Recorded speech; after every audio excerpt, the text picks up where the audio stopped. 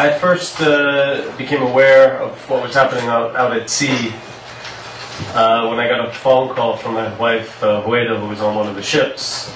She was on the Challenger 1 ship. About 3 o'clock in the afternoon on Sunday, actually no, sorry, a little bit later, about 5 o'clock in the afternoon on Sunday, which would have been about midnight where the boats were. And she called me to talk to me from the satellite phone that they could see Israeli ships, that the ships had approached to some extent to sort of do a survey of what the flotilla was and had backed off, but that they were expecting yet another confrontation with the ships. Later that night, probably about 8 p.m., 8:30 p.m., I got a phone call again from Hueda from the satellite phone, and she was speaking very fast and telling me that already there was an attack on the Turkish ship. She could see the helicopter, she could see the soldiers coming down, she could hear explosions and firing, and that her ship was starting to take off to try to disperse the Israeli forces, and that there were 2 warships chasing hers, and that they expected at any minute to be boarded or potentially rammed. And then she got off the phone because Hueda was the delegation leader for her ship and needed to communicate with the people. For those of you who know Hueda, or have seen her in action on the internet, you will know the kind of person she is. And so when I found out today from her what happened, I learned that she was trying to stand in front of the soldiers as they boarded her ship, so that other people could continue filming and documenting what was happening. And of course the soldiers, punched and kicked and physically abused her. She's bruised, but Hueda is tougher than anybody I know, and so she may have seen her already. She's already doing interviews, and she's fine. All of our ships have been confiscated now. All of our passengers are in detention, or the injured are being held secretly in hospitals somewhere in Israel, we don't know where. And our dead, we don't know where they are. We don't know who they are. We don't know their nationalities. The Israelis have kept all of this information secret, as if almost to make these people disappear.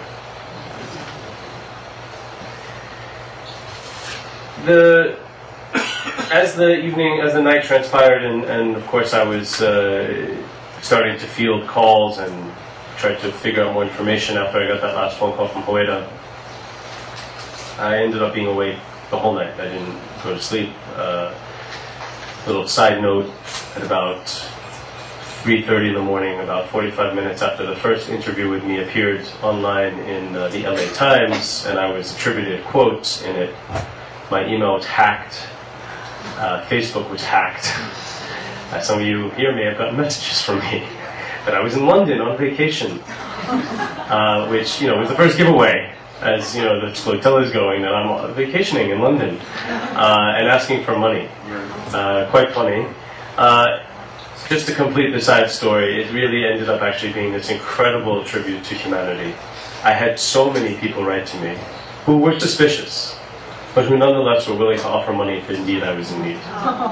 So it really was touching. I mean, people from far away as Indonesia and Yemen were calling and emailing.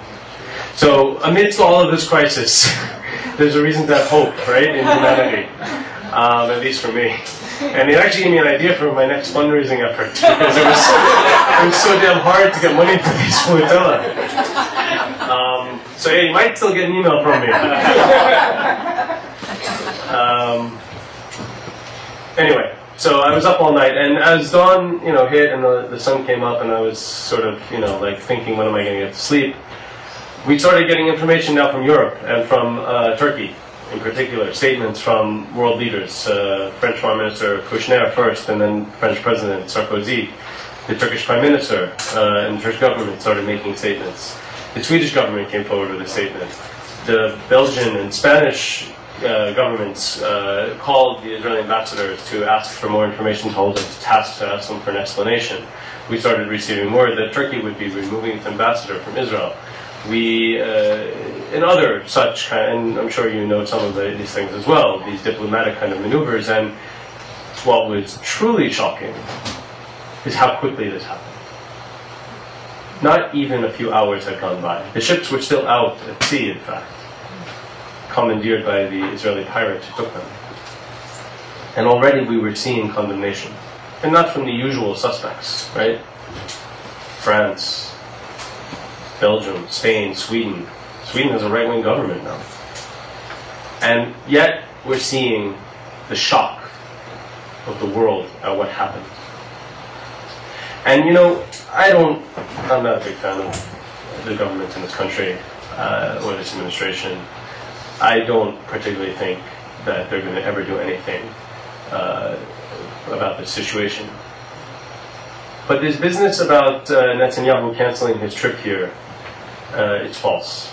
At least that's what I'm hearing from people in Washington who know people or who are somehow connected to the administration, that Obama told Netanyahu don't show up in the United States. It's not to give him too much credit, because obviously they still allowed for this kind of cover-up to occur, and still the United States government has not said one word about the 13 American citizens who are on those ships, and still not one word about Emily, who lost her eye, standing peacefully at a demonstration denouncing Israel's actions on the seas. We still don't have any American statements from a government official here about American citizens. So not to give the administration too much credit, but it is significant. I think we are today at the, if this incident isn't itself a turning point, it's the beginning of a turning point.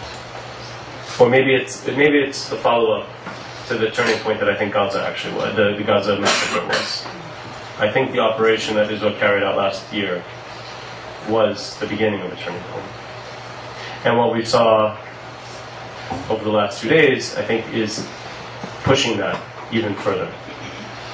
And I would even dare say that as far as the blockade goes, which we need to come back to, because actually that's the issue. The issue is not the massacre on the seas, although that itself requires attention.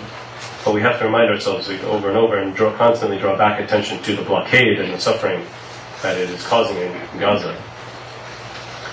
I believe that at this point in time, that the blockade is teetering. And we will push. I just want to correct one thing you said about the flotilla on its way. It's not, the ships are in the water. There are 2 ships. We're still holding them back at this point. It's not the right thing at this point, strategically. The timing of it isn't right. There are certain things in motion that we might be able to expand the number of ships. We might be able to get a better, I don't want to use the word better, but a different kind of passenger group on board that would draw more attention. And I can just tell you, I've been going around to all the stations here, the news channels. Every single American channel wants to be on the ships for the next one.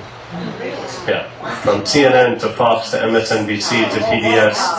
WPIX, the guy I was just doing an interview with, wants to get on the ship. I mean, it's a different world we're living in today. It really is. The UN Security Council, granted, the statement they issued in the end was a joke, right? But 7 hours. I mean, these poor guys, they had to take a break for dinner and come back to talk about this, right? It's different today.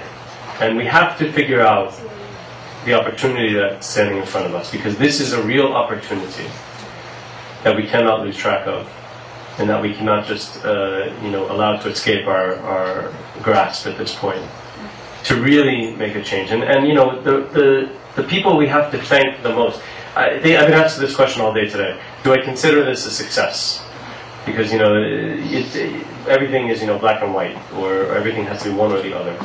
And I've said, quite frankly, I don't see how we can consider the massacre of unknown number of people, because at this point we don't know the number of people who were killed. How we can consider the massacre of people